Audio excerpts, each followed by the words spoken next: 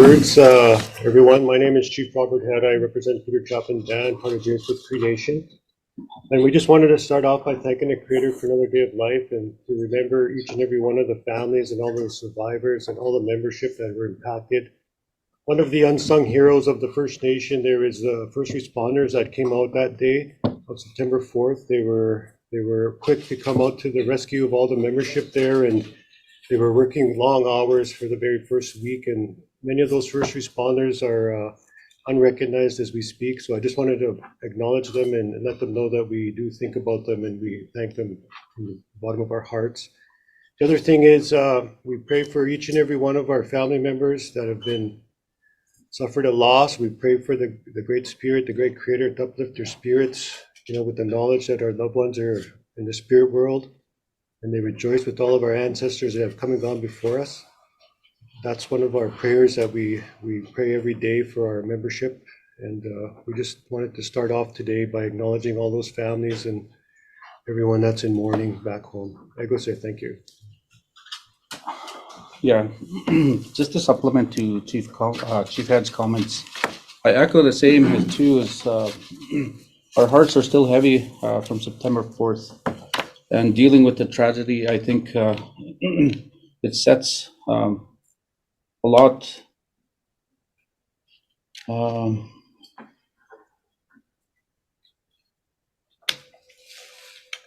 It's hard. It's like I seriously have a big lump in my throat, and it's hard because I lost a lot of people, a lot of relations, and it's sad to hear how they had to die.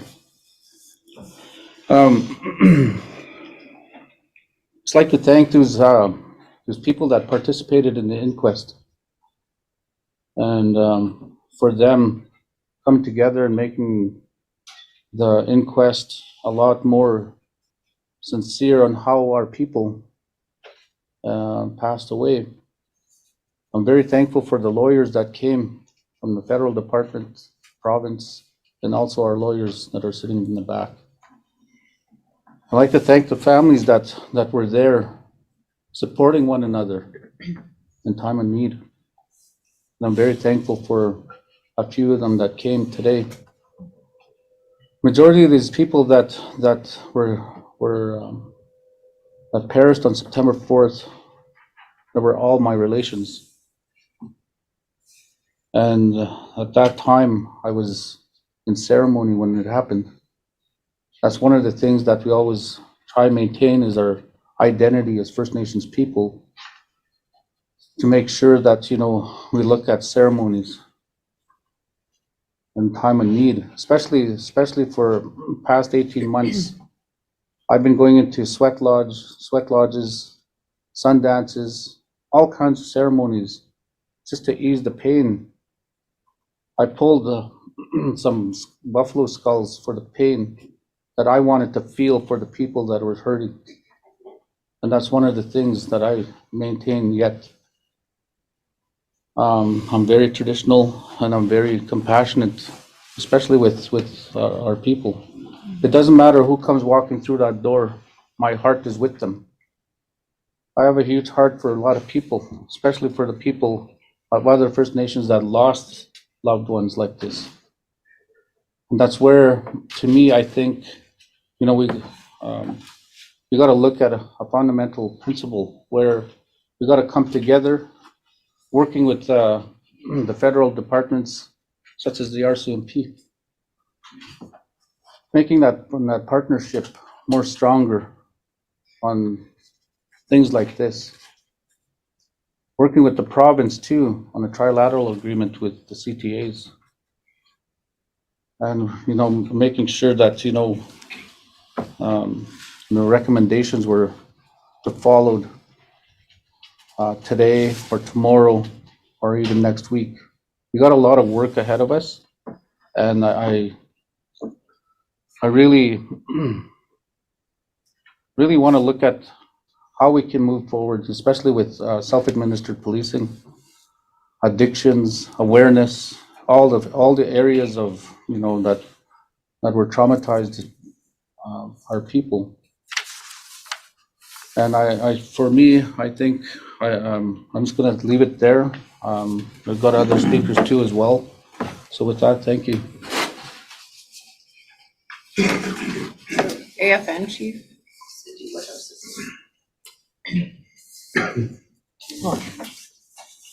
Good afternoon. Did you want to move your microphone? Yes. Okay, yeah, go ahead.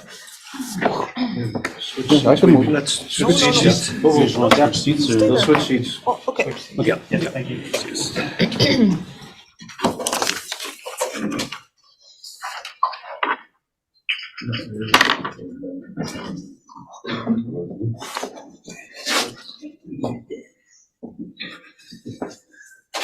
Well, good afternoon. I want to recognize Treaty 6 territory on whose lands we're on.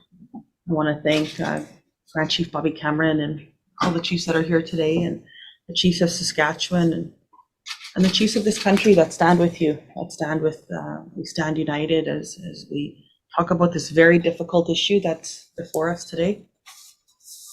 I'd also like to extend my condolences to the family, the friends, and the communities affected by this tragedy. My heart goes out to each of you. I sit here, like Chief before me, I have a lump in my throat as we think this through. And there's the recommendations that are before us that need to be analyzed properly. These communities need time for that, and they need support, and they need continued support. Just because this inquiry is done, that we don't leave them behind, and that we make sure that they have the support that they need moving ahead.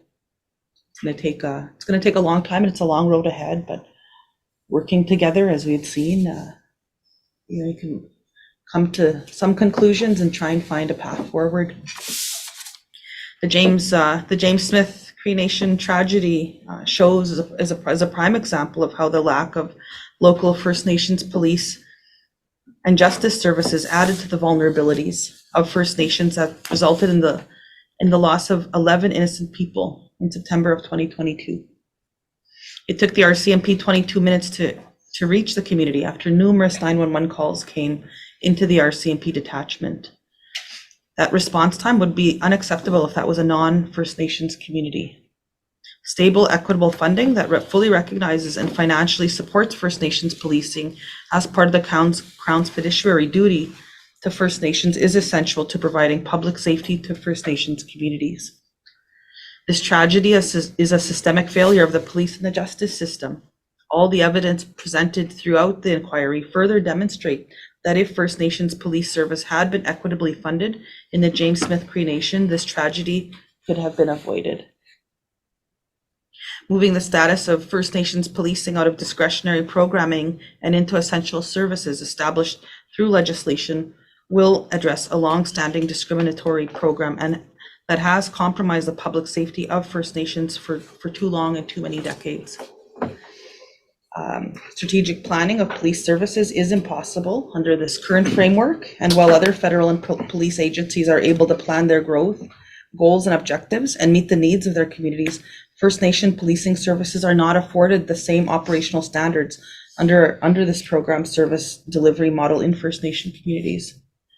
So in addition to that, many First Nations communities cannot access funds to establish localized and culturally responsive police services because it's so grossly underfunded. Communities must rely on services such as the RCMP, most which do not have detachments within communities, and in First Nations communities, police officers who do not have ties to the community or know its citizens, which leads to compromised public safety. The current funding model is outdated and insufficient to address communities' continuing public safety needs. So, at the Assembly of First Nations, we've met with Minister LeBlanc, not on this, but we've met a few days ago. We talked about that, and we'll stand there. We will stand with this community and all communities across the country experiencing many of these issues, and we will advocate for $3.6 billion in the next federal budget at the end of March. We cannot be left out, as this is at the forefront as we see, and this is showing us that we need to do better in this country. We cannot leave communities vulnerable, and our people have the path forward. And I want to, just in closing, I want to thank the frontline workers the responders, the people that have been through this with these communities, the legal team. I see that others, police forces here, thank you. We have a lot of work to do in this country, and by working together, we can get there and try and find a path through this hard time that we've all had to, that we've all watched. All Canadians have watched this, and we call them Canadians, and people of Saskatchewan, thank you for standing with these communities, and we call for your continued support in that. So thank you, Miigwech. So now we'll hear from APTN.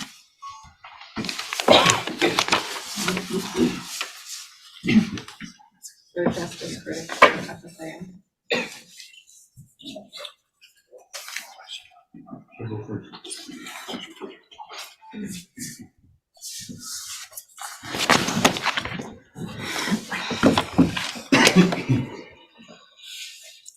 Peti washte, tu e Johanna chia pita tonkaska uya makia peye wapahaska oyate tahawahi. Good day, everybody. First, I want to acknowledge the Creator. I want to acknowledge all the leadership here in the room. I want to acknowledge the families, and let them know that our hearts and our prayers are with them. That we want them to know that their families did not pass away for no reason. That we're going to continue to fight for justice. And we're going to try to make sure that there's change implemented across the country because of what happened. Because what happened was preventable. If there was resources in place, if there was supports in place, but we see that there's no transition homes, there's no access to culture. And where does that come from? Where does that stem from? It stems from colonization. It stems from these prison institutions that are punitive and that are punishing our people and then send them back to community, because hurt people hurt people. And that's what we see here, this lateral violence. And then now you have the government being able to say they're doing it to themselves. No, we're not doing it to ourselves. This comes from somewhere. Because traditionally, prior to any Europeans or settlers coming to this land of Turtle Island, we had our own governance systems. We had our own tribal policing, and it wasn't called policing. We took care of each other. We had Akichita societies, and those were very important implemented kinship laws that we took care of one another. So this is not traditional to who we are. This comes from colonialism. This comes from settlers coming here and imposing their laws and their systems on our people and our land. And that's why we have to take a look at who owes us, who dismantled our traditional governance systems. The Indian Act. Did we ever consent to the Indian Act? No, the Indian Act was imposed on our people. Did we ever have a Treaty Implementation Act? No, we never had a Treaty Implementation Act. And now we have the TRC calls to action, and everyone's talking about reconciliation. Well, where is the reconciliation? Everyone wants to wear orange shirts on Orange Shirt Day. Well, this is the direct effect of residential schools. This is intergenerational trauma, and this is going to continue happening and rippling in our communities, and it needs to come to an end. And so that's why we need to make sure that provincially, the province is doing their part, and federally, the federals are doing their part to make sure that we are able to revitalize and implement our traditional systems in modern times. And so that our people can feel safe in their communities, and so that we can all take care of one another and work together to build a brighter future, because Canada really harps on being this beautiful country, and it is. But we continue to see these atrocities happening to our people that don't need to happen anymore. And so I just want to say, we stand with the families, we stand with our chiefs, we stand with our people, and that together we'll continue to protect each other and look out for one another. And that's what it means to be First Nation. And that's what it means to come from here. So I thank everybody who's here today, and I thank everybody who's reached out to the community and to the families and was there in the time of need. But it doesn't mean that it happens one day and we forget about it. We're going to continue to advocate, and we're going to continue to work with you, and we're going to continue to utilize all the lawyers and all the support that we can to make sure that this doesn't happen again. Parame.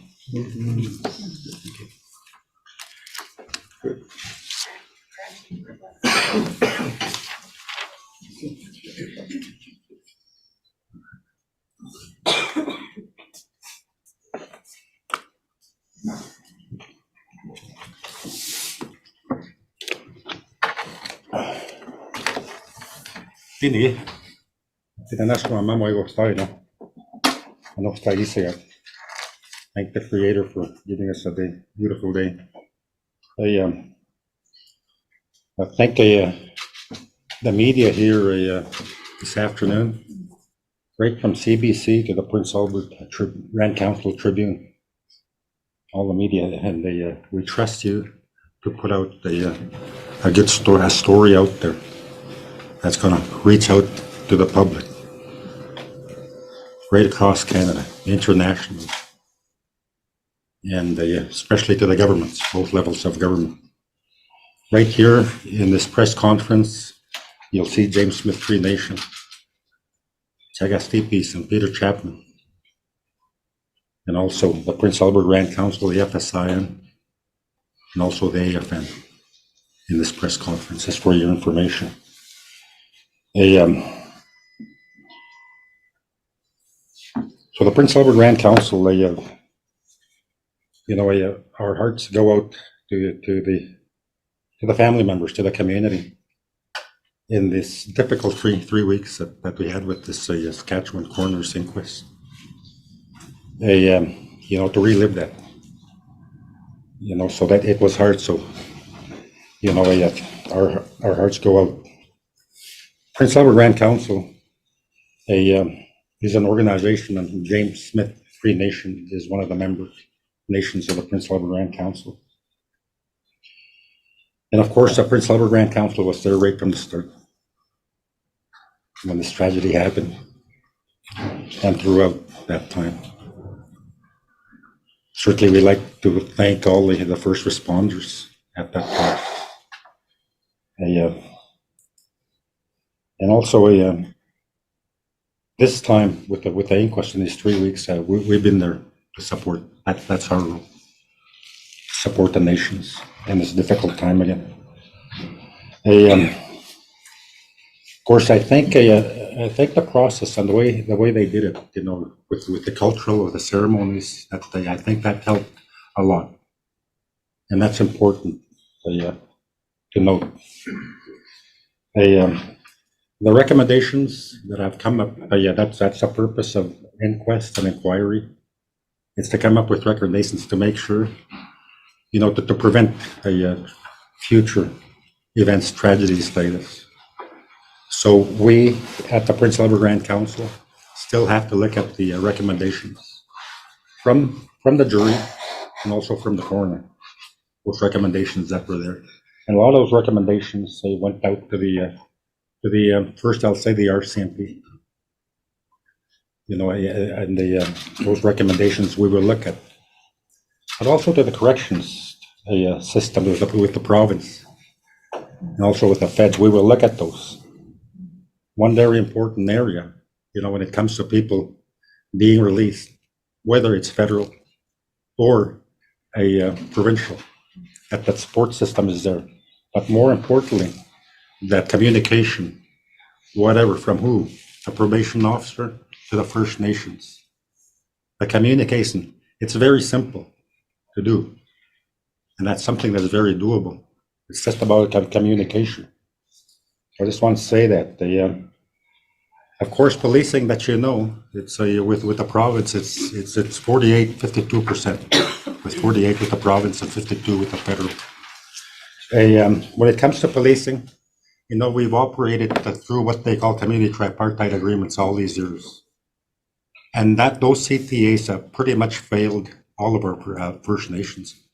They haven't worked with the funding that's there. The board, the police board that's supposed to be there in the First Nations, that funding has gone out. We've always asked to the public safety minister, that we want to co-develop these policing agreements referring to the CTAs. We still want to do that.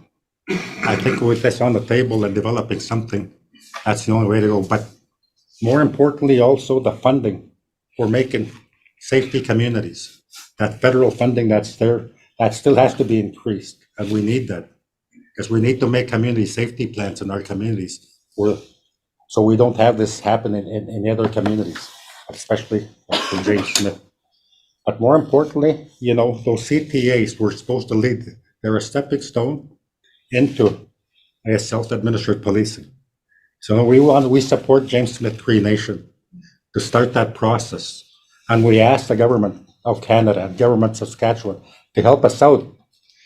Don't just say here, this is your responsibility. Put those resource people there that they can help us do the work and put the self-administered policing in our communities. Community safety officers, we need the funding, federal government. Thank you, province of Saskatchewan, for doing this training course. But those people graduate, they come to our communities, there's no funding. We need that funding. It helps for community safety officers in our communities. So a lot of work to be done in our communities. And in closing, again, I'll say that we will look at the recommendations. And we will not stop here. In a year, we'll look at the recommendations. Let's see where we are in those recommendations. And I say to the both levels of government, you know, these recommendations, we like to call them call to action, not just recommendations. Even if you think of for the funding, you know, it's impossible, make it happen. Make it happen, call to action. So with that, I thank everybody here for the Prince Albert Grand Council with the chiefs that I work with, and we will continue to support James Smith Cree Nation, Steve Easton, and also Peter Chapman. Kinanaskomet na ito tayo at sa this. Mercy, Joe, Debbie.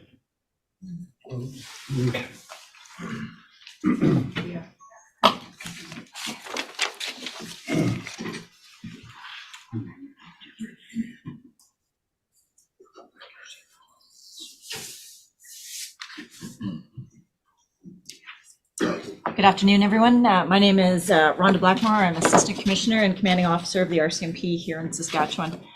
I'd like to thank Chief Burns and Chief Head and Chief Cameron for inviting us to participate in the media availability today. We do feel it's important that we are here, that we're part of the path forward of working together to move in a positive direction and a better direction for First Nations. When you go back, 150 years, we are the Redcoats, and the Redcoats were there when the treaties were signed. And we were there because our mandate was to protect First Nations people. And that is a very important mandate for us, and we are very much determined to get it to residential schools and our involvement in that. And we're committed to looking at the Inquest recommendations, to improving relationships with James Smith. But, at the end of the day, there are 74 First Nations in this province. And today we're speaking about a horrific tragedy that happened at James Smith. But there's other vulnerable First Nation communities in this province that we need to address. And in order to do better, we need two things. One is appropriate funding, and we need human resources to be able to do that. Because while we often talk and examine the reaction to a horrible tragedy such as this, nobody wants this tragedy. The win comes when there is no tragedy, when we don't have victims, when we don't have to look at trying to heal people from horrible incidents. And that's where we want to move to, more of that proactive work, and we need resources to be able to do that. One of the things the Saskatchewan RCMP has implemented is our Indigenous recruiting unit. Self-administered policing is certainly the direction that our First Nations in Saskatchewan want to go. But policing is a very complicated business. It's not something that you do overnight. You don't just create a police force overnight. And we cannot leave that gap in the meantime until self-administered becomes a reality. So our Indigenous recruiting unit has been working very hard to recruit Indigenous people from Saskatchewan to police in Saskatchewan. Our First Nation communities have that understanding of culture and history and appreciation for our First Nations. And that's one of the things we're working on. My preference would be that it was happening faster than it is, but we do have a commitment that this spring there will be an all Indigenous troop going through our training academy here in Saskatchewan. And that is a huge step forward for us, so that we're representative of the people who we police here. It's very important that we're doing that proactive work, that we're meeting the mandate under the community tripartite agreements. The RCMP is not a signatory to those agreements, but we have a great responsibility to deliver on those mandates. And we can't do that if we don't have the funding and human resources to do that. And that's one of the biggest push behind our Indigenous recruiting unit, to make sure that we are representing the populations we police, so that we can work together in a positive way forward and not be sitting here speaking about tragedies, that we can be sitting here and discussing with individuals, like I've heard stories over the last few days in speaking with the leadership from James Smith about land-based programs, about cultural programs, to make sure Indigenous people are getting back to those cultural roots, and that the RCMP is part of that. As they move forward in a good way, we want to be part of that. And so, again, I want to extend my condolences and sympathies to all of the victims and families, to the entire James Smith Cree Nation, to all Indigenous people who have been impacted by this tragedy. I extend an incredible, I am in awe of the leadership that we've seen from the chiefs at James Smith, from the other chiefs who have circled around and held these people close as they've worked through these horrible moments that they've had to relive during the inquest. I appreciate the opportunity to be able to be here today and to work with our First Nation leadership as we move forward in a positive way when it comes to policing in the province of Saskatchewan. Thank you.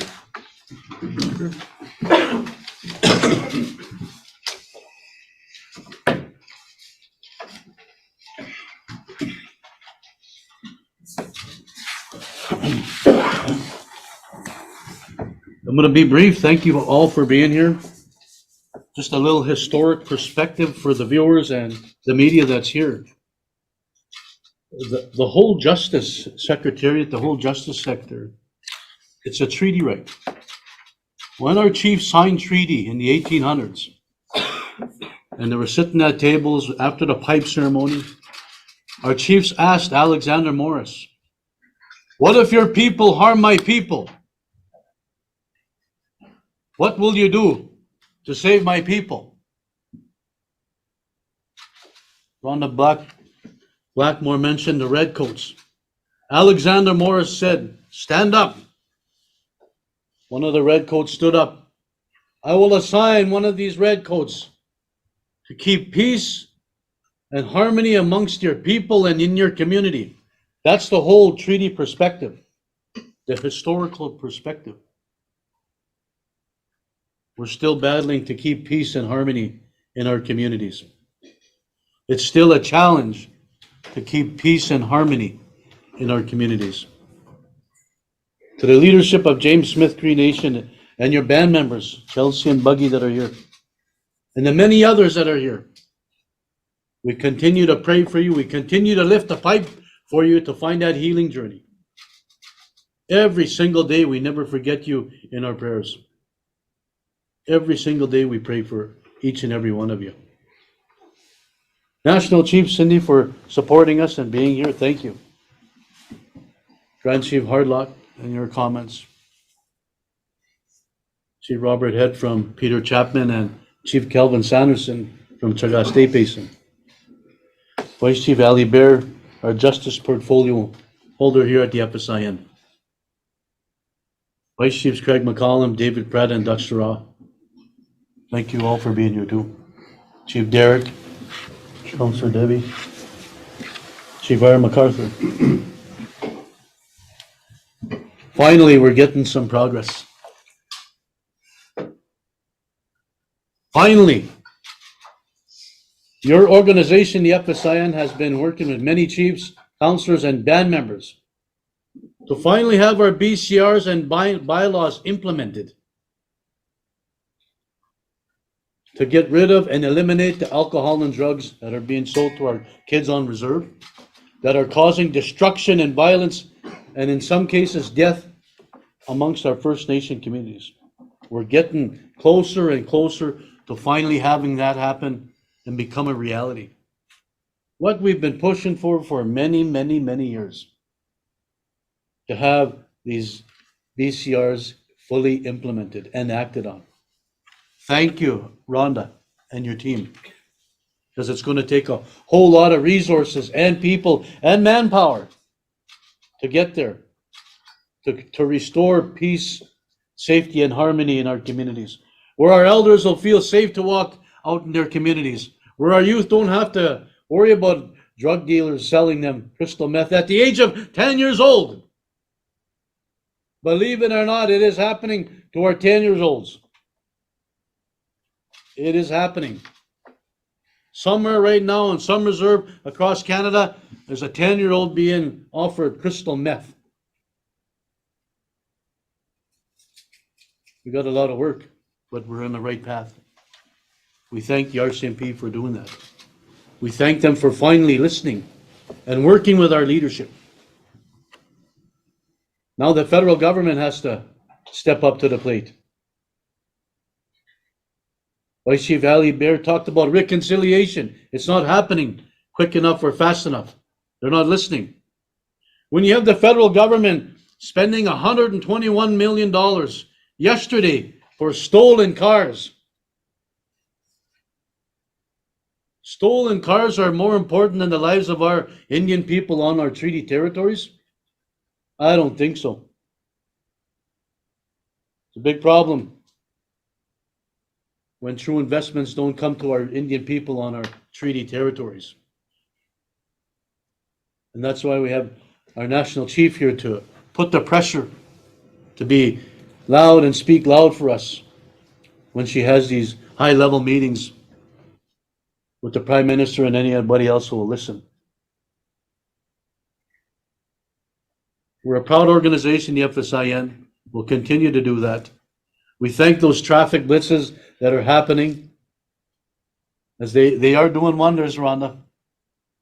They are doing wonders when they get asked, come to my community and do a traffic safety blitz. Come on the 20th and on Welfare Day, when drug dealers come to my community. Here's their license plates. Here's the description of their vehicles. It is stopping.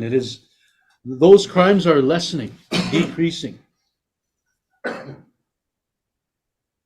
Thank you all for being here to the media and for getting that message out, as Grand Chief Hardlaw mentioned. This is why we are here, to continue to advocate and finally see implementation where we see restorative justice. One day, self-administered policing, community safety officers, where our people are the eyes and ears at the ground level where things are happening and transpiring. Media, again, thank you. You're going to hear from the family. You're going to hear from Chelsea and Buggy Burns. Thank you again for being here. Ekose.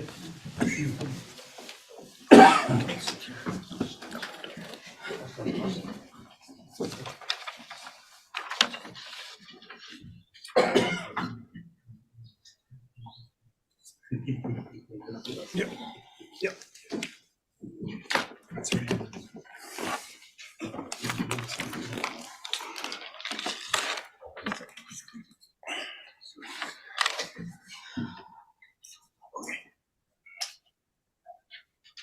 I just want to thank everybody that's here, the media, RCMP, chiefs, and everybody that's supported first responders back home, and the inquest was really wonderful for having that inquest. It brought peace to me, but there's still a few things that were left out, and Chelsea will be speaking on behalf of me. Thank you. Good afternoon, everyone. I first want to start by thanking Chief Wally Burns for inviting us to this press conference. I want to mention that I'm in a training with many community members from James Smith Cree Nation right now to implement programming for our wellness center that is going to be built based on Justin Trudeau's promise to us for our funding. And so know that James Smith has always been there for our people, and we're continuing to step up the plate for them. We're away from our community trying to develop good things. I want to speak a little bit about the recommendations. I understand that some recommendations couldn't be provided because they were out of scope, but I need to speak to them because they're important And they're not just important to my community, but they're important to all Indigenous communities and to all Canadians. The first is no recommendation to the parole board. There's 7 Indigenous parole board members, and there's 72 non-Indigenous parole board members.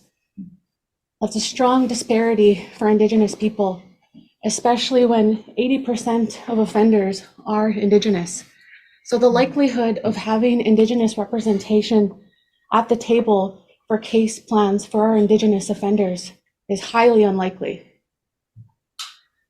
The second is the RCMP response time.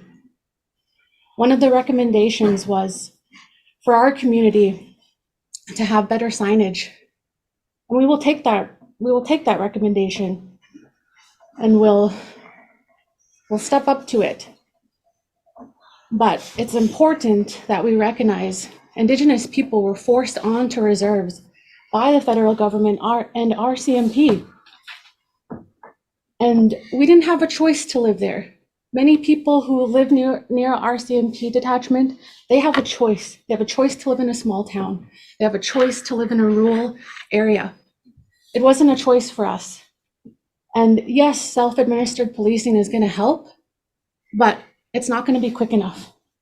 So in the meantime, we need a better response time for our community and the rest of Indigenous communities, because it's not comparable. You call within a city, you get a response time in 2 minutes. A First Nations community, you get 20 minutes, if that. The second thing is,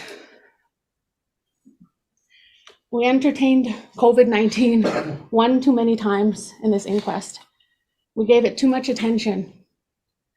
But one thing we weren't allowed to talk about was drugs in the institutions. How are they getting there? How can they be detected? How can they be eliminated? It doesn't make sense that 12 Indigenous bodies are here. And this isn't a place to talk about drugs in the institutions? Then when? Then where? And lastly, I want all Indigenous people watching to think about self-determination, understand our history, our treaties, and your inherent rights, because you're going to navigate these Western systems, and these Western systems weren't made for us. And you're going to internalize them, and you're going to think that there's something wrong with you, that it's your fault, and that's not true. That is not true. Knowing your history will create a better path forward for all of us, for all Indigenous people and all Canadians.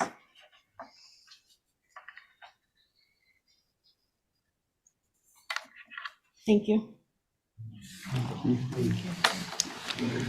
Does anybody have any questions? No? Go ahead. I have something national. Yeah, sure. I would have you go back.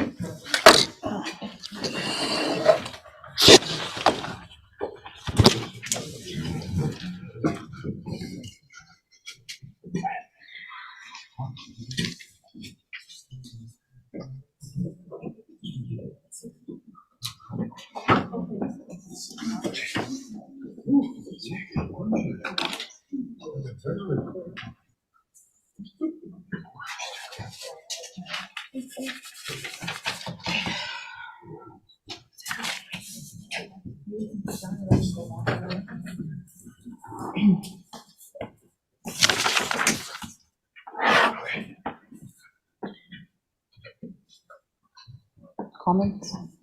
Questions? We're ready to go. So after this tragedy, former Minister Marco Mendicino said at the time, we're going to do this fall, we're going to have First Nations policing. We are well behind on that deadline.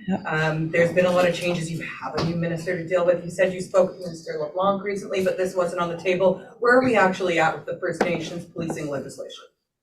Well, we've asked the minister to come back to the table. I did meet with him 2 weeks ago. We've committed to meeting very early in February, and probably the first or second week of February, we will be back speak to the minister. We have to get back to the table. I know that we're starting off on different views on jurisdiction and pieces like that, but I think not talking does not help. We learned that from previous governments. We have to get back to the table. We have to have the hard discussions, and the federal government, including the minister, has to make sure that he listens to our leadership, listens to our First Nations people. We have the answers. We have to get back to that table, and we'll be pushing that in the next week. Is jurisdiction, obviously it's one of the main sticking issues. Has there been compromise? And if not, do you want to explain why jurisdiction is a non-compromisable issue? Our chiefs will have these discussions. We haven't had that put on our assembly floor at this time. I know that we have many resolutions from years past, but we do need to get to a table and start talking. So I know that we don't have that ironed out right today. I hope we do very soon down the road, but we have to get back and we have to start talking to each other. And right now we're not. What is if not to, start rolling out the plans, PAGC obviously has built some of their own plans for self-administered policing, but what is the, blanking bit on the number, 3.4 billion that you want to see in March for? Yeah. Like, what would that be used for? Like First Nations, well, we're already severely underfunded when it comes to policing. Kind of pieces here and there, piecemeal here and there on who has access to that. I think First Nations are looking for a new deal. We don't have a lot of infrastructure in our communities. We have to put the infrastructure in. We have to make sure that First Nations have access to infrastructure and safety like every other Canadian. And, we're not asking for any more than anybody else, but we are asking to have self-determination for ourselves and to make sure that those investments are put into our communities. And look, this government and this government has committed to closing the gap to 2030, and we're severely off track.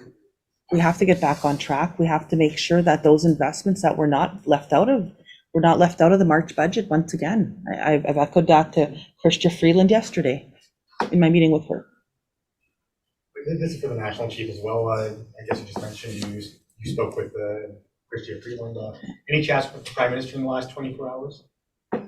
Yes, I know that, he's wanting to meet. He's wanting to meet with First Nations very quickly. I've met with all the other opposition leaders. I've met with many of his ministers.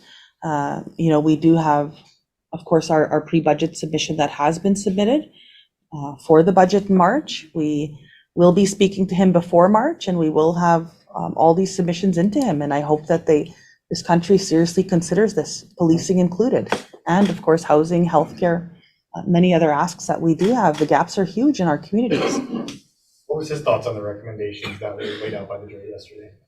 I haven't spoke to him about that. I will when we do meet with him. I know Grand Chief's here and Grand Chief Hardlot's here, and we'll be all here. We will be talking to him. We will meet with him, and these can't be left to collect dust again. There's been too many times that we've done good work. Yes, are we farther along than maybe what Canadians thought of us 20 years ago? I think so. I mean, I used to see old polls and I see new polls thanks to things like the Truth and Reconciliation Commission. But that's because this country acted on many of those recommendations. So we have to continue to act on these recommendations and to not put them to the wayside. And I know that there's, I heard the one speaker prior, Chelsea, I thank you for your wise words. But those things have to also be talked about. I know that it's uncomfortable. It's uncomfortable conversations in this country, but we need to have them together. That'll make a better Canada, a stronger Canada, when healthy First Nations are thriving and moving ahead. Regarding the recommendations themselves, are you sure national inquiry is recognized going forward? Well, first of all, I want to look at these recommendations more closely with a fine-tooth comb with the communities, but I want to make sure that these communities right here, right now, are not left behind.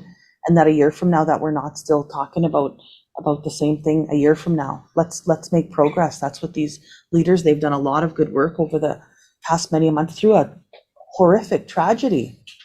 And they're looking for support and they're providing answers to this country. And I think that we need to look towards these communities and follow their lead. Is there any of the recommendations that specifically stood out to you?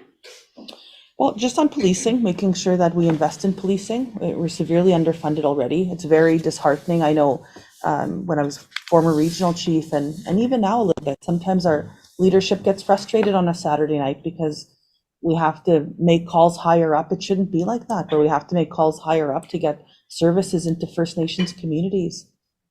I think a mayor would be, or any other level of government would be horrified if they had to do that, but that's the reality for First Nations people. Is there any sense, and this might be for Chief Burns, is there any sense of frustration that, in the wake of a tragedy where you lost so many community members, there were a lot of conversations about policing, you've had ministers at the table, and here we are so long later after an inquest, and you're still at those same tables? Yes, 18 months ago, we took the initiative to move forward with self-administered policing at that time, and we're still striving in regards to how we want to see our own destiny in regards to policing.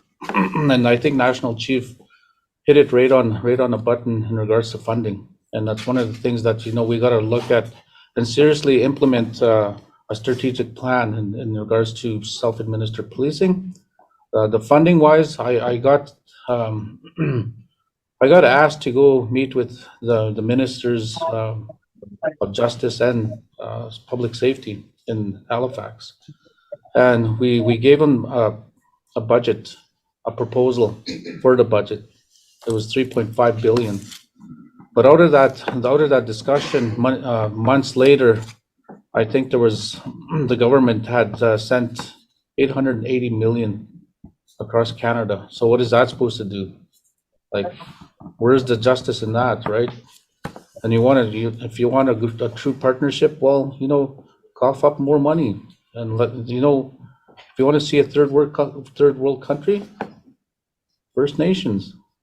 We're dealing with drugs, alcohol, all the crimes that you can think of. And you look at the other countries, like sending millions and millions of dollars overseas, and yet we're right in Canada. To me, I think dealing with the perspective on self-administered policing, this is going to be paving the way for First Nations on how to govern themselves, especially protecting their membership at nights and at days. And I'm very thankful for Chief Cameron saying that a 10-year-old little person taking drugs from a drug dealer, that's not right. We should be more proactive in regards to looking at scenarios on how to protect our kids. And this is where it starts. But in reality sense, when we look at it, it all started from the residential school. So that's my comments, and I really, really want to look at change so bad, and it has to start now. 29 recommendations were said yesterday. Let's start the work. My doors are open, federally, provincially, national chief, grand chiefs that are here. Well, let's wait. Let's see what they have to say. I'm getting frustrated because it's like we're spinning our wheels over and over and over, and nothing's happening. And this is where we have to stop it. If you want to do a true partnership, well, come walking through that door. But first and foremost, when we do that, ceremony first, sweat lodges. That's what I want to see. Any business that came through my door, I took them to ceremony, and then we speak. That's the way I am. Thank you.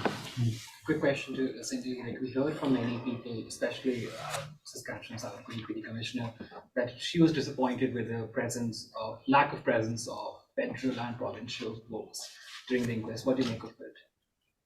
Well, that's disheartening to hear that. I hope that they take these recommendations seriously, and that we're not in the same place a year from now. We want to have hope that they look to these experts that are sitting beside me. And they shouldn't be experts, but they are, and that they come back to the table and speak to work these out. find a proper plan, start it with ceremony, so that it's not left and that we're not sitting here saying the same things 12 months from now. We need action. These chiefs need action. Their people need action, and they're waiting and they're ready. Just a question to Chief. All 29 recommendations, primarily most of them were addressing to the Correctional Services Canada, RCMP, and James Smith Cree Nation. And Chelsea touched upon this, but are there any other institutions or organizations or individuals you would have hoped, the recommendations were addressing? I think we echo the same thing in regards to all entities. Doesn't matter how we see it. And I think dealing with the whole gamut of the justice system, yeah, and it has to change. It doesn't, like, the way I see it, the justice, the RCMP, anything that you see correctional, federal, like the penitentiaries, like we gotta bring these guys into a circle and let's have a discussion in regards to how to fix this whole gamut of First Nations and non-First Nations, right? That's what I want to see. I want to see us working in collaboration on how we signed treaties in 1867, like what Chief Cameron said. The red coat was supposed to protect and serve our nation. Where are they? Now they're RCMP, and the way when it, like, since September 4th, the communication is there. But after the fact, when it wasn't there, well, we waited. And I'm very thankful for our Director of Justice, Eddie Head, like making things happen. And if I see something that I really want to see in our community, working not working in silos, but working together in regards to building something better. So. Further recommendations specifically addressed to James Smith Cree Nation. Do you have any sort of timeline of when you're to look at implementing those recommendations? I can answer that, Chief. What we can say about the recommendations is the First Nations needs to digest the recommendations on a close level, and that includes the membership, the membership of our First Nation. We have 4,000 membership there. So we need to conduct community meetings with the members and show them the recommendations and explain the recommendations and ask for their input. And then we have to have the families' input as well. Each and every one of the families have to come together as well, and they have to give us their input into what they feel the recommendations are doing and what they need to do. So we have to do a lot of homework back at home with meetings with our membership just to get our input from the community on what these recommendations are saying and what we need to implement for them. Thank you. It was mentioned in the FSI release that a local coroner's inquest is not enough to completely assess the veracity of this tragedy which occurred. And yesterday we heard from Chief Coroner that the National Inquest Republic inquiry will actually take years, and this one came in less than 1.5 years. Any response to that? Can I answer that? Just on that note, on a national level. Sorry, just wait a second. Thank you. Just on a national level, in regards to what your comments there, I think it'd be more appropriate if we went that route, because if you seriously look at the inquiry, it gives it more clout in regards to moving forward with all provincial, federal jurisdictions. So I think just looking at it, yes, I agree with your comments in regards to moving with a national level and on the inquiry, because it gives it more emphasis in regards to developing a strategic plan in regards to First Nations and non-First Nations jurisdictions. So I think for myself, that's the way I want to see it, and it should happen that way, because I know for a fact that right now nothing's not working. It had to take a mass stabbing in our community to echo something like this. Thank you.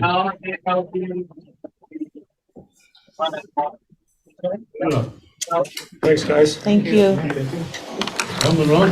Oh, sorry, we have one question from the phone. So what, National Chief, CBC is wondering what recommendations in your mind should be implemented first going forward? What sort of things are you looking at out of the 29 recommendations to? So the Assembly First Nations, we're still analyzing that.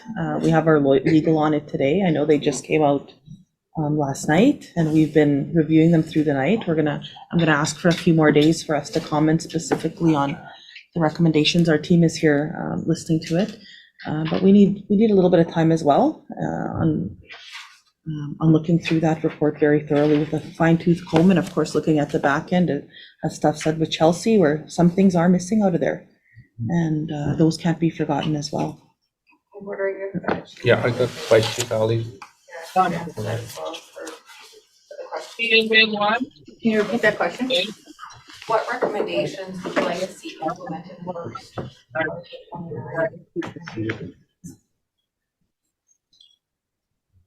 Well, as mentioned from Chief Robert Head, these recommendations have to go back to the community first, and they have to go back to the families, and they have to review it together, because as First Nations people, we have collective rights, and we have to make sure that everyone's included in this process. We're not just going to move ahead on our own and make those decisions without including everybody who needs to have a say, especially the families, because that's who is affected in this situation the most. That is exactly why we're here today, and this is why we're going to be continuing to move forward.